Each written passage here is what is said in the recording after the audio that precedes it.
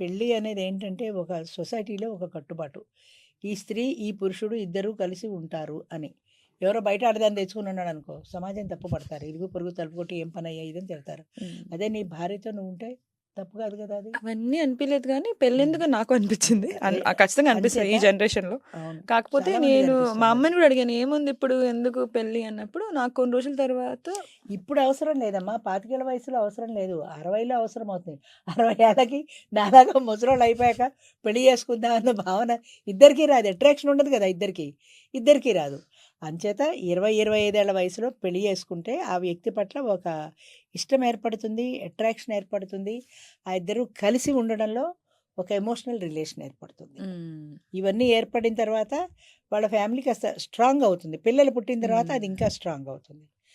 ఆ పిల్లల కోసమని వీళ్ళిద్దరూ కలిసి బతకడం మొదలెడతారు. పిల్లల సమస్యల్ని సాల్వ్ చేయడంలో ఇద్దరూ కలిసి నిర్ణయాలు ఇంకా తీసుకుంటారు. ఎక్కువ అలా రిలేషన్‌షిప్ ఫార్మ్ ఇద్దరి చేసుకుంటారు. మధ్యన స్ట్రాంగ్ ఎమోషనల్ రిలేషన్ ఏర్పడడానికి ఆ పిల్లలు అనేవాళ్ళు మూలం అవుతారు. ఆ పిల్లల్ని పెంచడం, పెద్ద చేయడం, వాళ్ళ పెళ్ళిళ్ళు, వాళ్ళ కార్యాలు వీటన్నింటిలోనూ పెద్దవాళ్ళు అవుతారు. అందులో వీళ్ళిద్దరి భాగస్వామ్యం ఉంటుంది కదా. తర్వాత ఇంకొకటి ఫైనల్‌గా కంపానియన్‌షిప్పే మెయిన్ ప్రిన్సిపల్. నీకొక తోడు. తోడు అవసరం. ఏ డెసిషన్ మేకింగ్ అయినా, ఏ రకమైన చాయిస్ తప్పనిసరిగా అయినా ఒక ప్రిన్సిపల్ తప్పనిసరిగా పెట్టుకొని ఒక తోడు.